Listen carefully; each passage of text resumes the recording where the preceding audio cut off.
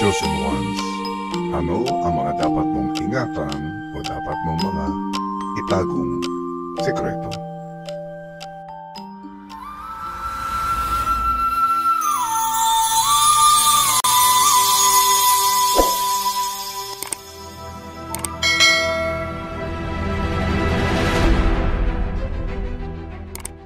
Marami ang tinawag, ngunit kaunti lamang ang pinili. Ito ay mababasa natin sa Mateo 22 verse 14. Kaibigan, hindi aksidente na ikaw ay naririto sa video na ito. Ito ay itinakda upang malaman mo ang mensahe para sa iyo. Ikaw ay hinatak ng isang tinig mula sa iyong puso upang mapakinggan ang isang bagay na dapat mong matutunan sa araw na ito. Bakit? Dahil alam mong ikaw ay kakaiba. Ikaw ay naiiba. Chosen one. Maraming beses mo nang naramdaman kahit noon pa na ikaw ay inuudyo ka ng iyong sarili na tila may dapat kang gawin na hindi mo alam kung ano ito. Parang hindi ka mapakali pero hindi mo talaga maunawaan ang bagay na ipinagagawa sa iyo ng iyong kaluluwa. Ito ay isang panawagan sa iyo. Labis ka kasing abala sa mga bagay na nauukol sa lupa, kung kaya ang espiritual na bagay ay naisasantabi mo. Pero hindi huli ang lahat para sa iyo dahil darating at darating ang araw na kung saan ito ay iyong matutuklasan. Maaaring hindi mo pa ito lubos na nauunawaan pero unti-unti ay alam mo na ikaw ay inilaan, ikaw ay isinilang para sa isang mataas na layunin. Kapag sinabing mataas na layunin, ito ay hindi naaangkop sa lupa lamang, kundi maging sa itaas. Pero ang pagiging chosen one ay hindi madali at kahit anong husay nating itago ito sa karamihan, nararamdaman din nila ito. Dahil tayo ay estranghero lamang sa mundo na ito, bagamat naririto pero ang ating mundo ay higit pa kaysa sa mundo na ating kinagisnan. Ang video na ito ay hindi para sa lahat. Maaaring ito ay makasakit sa damdamin ng iba, pero sa mga pinili, ito ay isang mahalagang mensahe. Ang mga pinili ay may mataas na misyon sa mundong ito. Kung pakiramdam mo ay hindi ka kasama doon, mas makabubuting lumayo sa video na ito dahil ang mensahe na iyong maaririnig ay walang kabuluhan para sa iyo. Ipinapayo ko na manood ka na lamang ng ibang video dahil maaring hindi maging komportable para sa iyo ang isisiwalat kong mga bagay na dapat ilihim ng mga chosen ones. Sa iyo, chosen one, mahalaga ang mensaheng ito dahil ito ay magiging susi mo upang mabuksan ang mga pinto na noon pa ay nakatakdang bumukas para sa iyo. Dumating na ang panahon at kailangan mo nang pumili kaya ikaw ay dapat manatili hanggang dulo. Dahil ang matutuklasan mo ngayon ay magpapabago ng iyong espiritual na paglalakbay. Ito ang mga sekreto na magpoprotekta sa iyong kaluluwa at gagabay sa iyo sa iyong landas upang magkaroon ng kapangyarihan at karunungan. Hindi mo pwedeng pagwalang bahala ang katotohanan ito. Napakahalaga ng iyong misyon at napakalakas ng mga pwersang humahadlang sa iyo. Kailangan mong maghanda upang harapin ang iyong mga pagsubok. At upang maihanda ka at magkaroon ng proteksyon at makaiwas ka sa mga bagay na makasasakit sa iyo, mangyari na tutukan hanggang huli ang video na ito. At ngayon, magsimula na tayo. Maging maingat mga chosen ones dahil bilang isang pinili, may mga bagay na hindi mo maaring ibahagi kanino man. At alam mo ito dahil madalas itong sabihin ng iyong konsensya, hindi mo pa lamang ito pinapakinggan. Bilang pinili, may mga taong naaakit na sa iyong liwanag. Ang iba naman ay natatakot dito dahil may mga negative energy sila o may mga evil eye.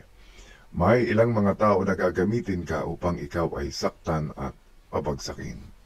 Hindi lahat na nakangiti sa iyo ay kakampi mo. Hindi lahat na nakikinig sa iyo ay nauunawaan ka.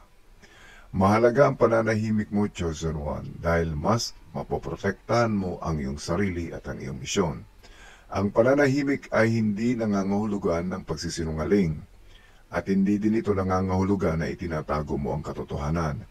Hindi mo lamang ito dapat ipagsabi o ipagyabang. Hindi mo dapat ipagsigawan sa mga kaibigan at kamag-anak dahil hindi nauukol sa mga pinili ang maging mayabang at madaldal. Ang pananahimik o ang pakauntiin mo ang iyong pagsasalita dahil mas maiingatan mo ang iyong sarili at ang iyong kaluluwa. Gagamitin mo lamang yung mga salita sa tamang panahon at kung kailan ito dapat gamitin. Ang mga salita mo ay gagamitin nila laban din sa iyo kaya pakaingatan mo ang mga salita na lumalabas sa iyong bibig. Hindi lahat ay handang tanggapin ka at ang katotohanan ang nasa iyo. Ang iba ay tatawanan ka, ang iba ay pagdududahan ka. At ang pinakamasakit pa, gagamitin ng iba ang sarili mong mga salita upang ibagsak ka. Tandaan mo ang babala ni Jesus. Huwag niyong ibigay sa aso ang mga bagay na banal, ni ihagis ang inyong mga perlas sa harap ng baboy. Baka yurakan nila ito at pagkatapos ay balikan kayo at lapain. Bilang isang pinili, may dala kang mga perlas, mga karunungan, mga regalo at espiritual na kaalaman. Ngunit hindi lahat ay handang tanggapin o igalang ang mga ito. Protektahan mo ang iyong mga yaman at ang mga bagay na mahalaga sa iyo. Hindi mo kailangang ipakita ang lahat ng aspeto ng iyong paglalakbay sa mga hindi pa handang umunawa. Ano-ano ang mga dapat mong itago sa lahat? Unang sekreto. Ingatan mo ang iyong espiritual na karunungan. Ang iyong mga espiritual na natutunan ay sagrado. Hindi lahat ng revelasyon ay dapat ipahayag. Isipin mo ang mga propeta noong unang panahon. Madalas silang magsalita sa talinghaga o itinatago ang ilang revelasyon hanggang sa tamang panahon. Bakit? Dahil alam nila ang bigat ng kanilang dala. Ang maagang pagbabahabahagi o pagsisiwalat ng isang banal na lihim sa maling tao ay maaaring magdulot ng panlalait, pang-uusig o ang mas malala pa, espiritual na pag-atake. Ang iyong mga natuklasan ay hindi para sa mga mababaw na usapan. Ito ay para sa pag-uusisa ng iba lamang. Marami ang magtatanong, marami ang mag-uusisa. Ingatan mo na ikwento sa kanila. Hindi ka din naman nila paniniwalaan. Gumamit ka ng mga salitang matalinghaga hanggat maaari dahil ito ay para sa iyong sariling gabay at proteksyon na din. Kapag dumating ang tamang oras, alam mo kung kailan naman ito darating at kung kailan mo ito dapat ipahayag. Hanggat hindi pa yung dumarating, ingatan mo ang iyong mga natutunan gaya ng isang kayamanan. Dahil hindi lahat ng tao ay handang makarinig ng katotohanan. Ingatan mo din ang iyong espesyal na kaalaman kahit maging sa katrabaho. Hindi mo pwedeng ituro ito sa kanila kung paano mo ginagawa ang iyong trabaho, kung paano mo ito napapabilis at kung ano ang iyong mga tools na ginagamit. Save your aces dahil kapag nalaman nila ang sekreto mo, magmamataas na sila laban sa iyo. Secret number 2, itago mo ang iyong kahinaan. Oo, kahit ang mga pinili ay may kahinaan, kahit na ikaw ay ginagabayan ng Diyos, ikaw ay isa pa ding tao na nasa mundo at bilang tao, may mga sandali kang nakakaramdam din ng pagdududa, takot at pagod. Ngunit hindi mo ito maaring ipakita sa lahat. Kapag ikaw ay nanghihina o nagdurusa sa isang bagay na masakit para sa iyo tulad ng pagkalugi sa negosyo, pagkabigo sa pag-ibig, pagkahiwalay o pagkakamali sa desisyon sa buhay, hindi mo ito dapat sabihin kahit kanino. Hindi lahat ng kaibigan mo ay dadamayan ka. Ang iba ay gagamitin ang iyong kainan upang papagsakin ka. Maaring ikwento nila sa iyong mga kaaway ang iyong kabiguan o pagkakamali at ito ay magdudulot sa kanila ng labis na katuwaan. May mga tao na kunwari kakampi, ngunit sa likod ng iyong likuran, sila ang unang sisira sa iyo. Tandaan mo, si Jesus sa hardin sa Getsemani. Hindi niya sinamang buong bayan. Dinala lamang niya ang kanyang pinakamalapit na mga disipulo. Ganon ka rin dapat, huwag mong ibigay ang iyong puso sa kahit sino lamang. Piliin mo ang mga tunay na mapagkakatiwalaan. Dahil sa mundong ito, mas marami ang nais kang mahulog kaysa ang nais kang itaas. Secret number 3. Protektahan ang iyong enerhiya.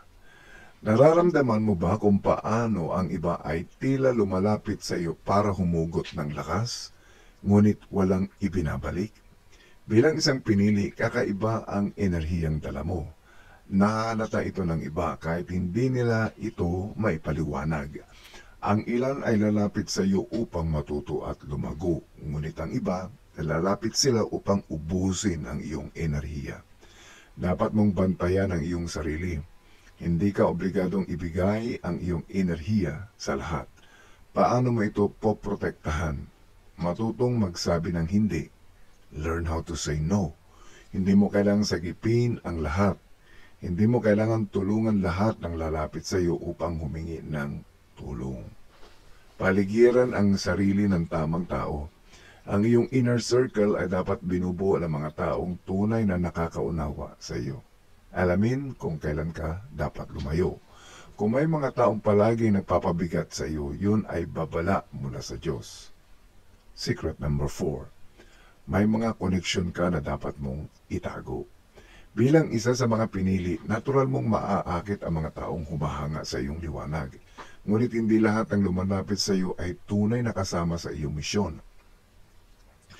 Mahalaga ang koneksyon pero hindi lahat ay dapat ipakita sa mundo. May mga relasyon, lalo na sa mga romantikong relasyon, na itinakda ng Diyos para sa iyo, hindi para sa opinyon ng iba. Sa panahong mahilig ang mundo sa oversharing, ang mga banal na koneksyon ay dapat manatiling pribado at sagrado. Gawing pribado ang iyong love life, family life, at sex life. Bakit mahalagang piliin kung kanino mo ibabahagi ang iyong katotohanan? Dahil may mga taong hindi makakaunawa sa iyong misyon. At kapag nalantad ka sa maling tao, maaari nilang guluhin ang iyong landas. Hindi dahil masama sila, kundi dahil hindi sila nakakahanay sa iyong layunin. Maging mapanuri, bantayan mo kung sino ang iyong pinapahiyagan sa iyong panloob ng mundo. Hindi lahat ng kasama mo ay kaibigan mo, at hindi lahat ng ngumingiti sa iyo ay tunay na kasama mo sa iyong spiritual na paglalakbay. Secret number 5. Ang iyong mga pangarap at hangarin sa buhay ay dapat mong isikreto. Alam mo bang ang tunay na makapangyarihang tao ay hindi maingay? Sa mundong puno ng ingay at inggit, ang mga pinili ay tinatawag upang gumalaw ng tahimik. Anong ibig sabihin ng moving in silence? Hindi mo kailangang ipagsabi ang bawat desisyon mo. Hindi mo kailangang ipaalam ang bawat hakbang mo. Hindi mo kailangang ipagtanggol ang sarili mo sa bawat pintas ng iba. Kapag gumagalaw ka ng tahimik, binibigyan mo ang iyong sarili ng espasyo upang lumago ng walang pangihimasok, panghusga o paninira. Tandaan mo ito. Kapag handa na ang bunga ng iyong pagsisikap, hindi mo na kailangang ipagsigawan ito. Ang resulta mismo ang magsasalita para sa iyo. Mas makapangyarihan ang mga kilos kaysa salita. Ang tunay na tagumpay ay hindi kailangang ipagyabang. Ito ay kusang magniningning sa tamang panahon. Secret number 6. Pagkontrol sa emosyon. Ang tunay na lakas ng isang pinili. Ang galit, lungkot, takot at saya, lahat ng ito ay bahagi ng ating buhay. Ngunit bilang isang pinili, hindi ka maaaring alipin ng iyong emosyon. Bakit mahalagang magkaroon ng emosyonal na disiplina? Dahil kapag hinayaan mong kontrolin ka ng iyong emosyon, nawawalan ka ng direksyon. Gawin nating halimbawa si Moises. Nang ilabas niya ang kanyang bayan mula sa Ehipto, naging matindi ang kanyang galit. Sa halip na sundin ang utos ng Diyos na kausapin lamang ang bato, hinampas niya ito ng may galit. At ito ang naging dahilan kung bakit hindi siya pinayagang makapasok sa lupang pangako. Ang bato na ito na tinutukoy dito sa bilang 27 verse 12 ay ang bato na kung saan dadaloy ang tubig upang merong mainuman ang bayan ng Israel o ang mga bayang iniligtas ni Moises mula sa Ehipto. Ano ang aral dito? Ang emosyon ay hindi dapat itinatago pero dapat itong pag-aralan. Sa halip na maging alipin ng iyong damdamin, gamitin mo ito bilang gabay. Hindi masama ang magalit, pero gamitin ito sa tamang paraan. Gawing motivation sa mabuting pagbabago. Kapag natutunan mong kontrolin ang iyong emosyon, ikaw ay nagiging isang spiritual na mandirigma. Dahil ang kaaway, spiritual man o pisikal, ay namumuhay sa kaguluhan. Kung hindi mo kayang kontrolin ang iyong damdamin, magiging mahina ka sa harap ng tukso, panlilinlang at pagkabigo. Maging mapanuri sa iyong emosyon. Dahil sa dulo, ikaw ang dapat ang may hawak sa iyong damdamin at hindi dapat damdamin ang may hawak sa iyo. Secret number 7, ang balanse sa buhay. Paano mo papanatilihing matatag ang iyong buhay kahit sa gitna ng pagsubok? Panatilihin mo itong balanse, ang spiritual at pisikal na buhay. Huwag masyadong tutok sa material na bagay, pero huwag ding kalimutan ang mga pangangailangan ng katawan. Alagaan mo ang iyong sarili. Hindi mo magagampanan ang iyong misyon kung ikaw mismo ay pagod, gutom o emosyonal na nasasaktan. Matutong magsabi ng hindi. Bilang isang pinili, maraming taong lalapit sa iyo para humingi ng gabay, tulong o lakas. Ngunit hindi mo responsibilidad ang lahat. Hindi mo kailangan sagipin ang lahat ng tao. Hindi mo kailangan sagutin ang lahat ng problema. Hindi mo kailangang laging handa para sa iba. Lalo na kung ito'y ikasisira ng iyong sariling balanse. Kung ikaw ay magkakaroon ng utang dahil sa iyong pagtulong, manganganib ang balanse mong buhay at ikaw ay magkakaroon ng problema. Secret number 8. Ang koneksyon sa may likha. Ang pinakamahalagang proteksyon. Ang iyong pinakamalakas na sandata laban sa kasamaan at negatibong enerhiya ay ang matibay mong koneksyon sa Diyos. Winika sa awit 27:1, ang Panginoon ang aking liwanag at ang aking kaligtasan. Kanino ako matatakot? Araw-araw maglaan ng oras para sa panalangin at pagmumuni-muni. Palakasin ang iyong pananampalataya kahit hindi mo pa nakikita ang sagot sa iyong mga tanong. Matutong makinig. Ang Diyos ay laging nagsasalita, ngunit nasa iyo kung paano mo siya maririnig. Kapag matibay ang iyong koneksyon sa Diyos, hindi ka basta-basta maapektuhan ng negatibong enerhiya. Hindi ka matitinag sa harap ng pagsubok. Malalaman mo ang tamang hakbang kahit hindi pa malinaw ang daan. Manalig ka sapagkat ang iyong misyon ay higit pa sa iniisip mo. Pangwakas na mensahe. Ang kapangyarihan ng katahimikan, pagtitimpi at pananalig ang kalasag mo laban sa mga kaaway na naghihintay lamang ng pagbagsak mo. Ang daan ng mga pinili ay hindi madali, ngunit ito ay makahulugan. Panatilihin ang katahimikan, protektahan ang enerhiya at manatiling konektado sa dakilang may likha.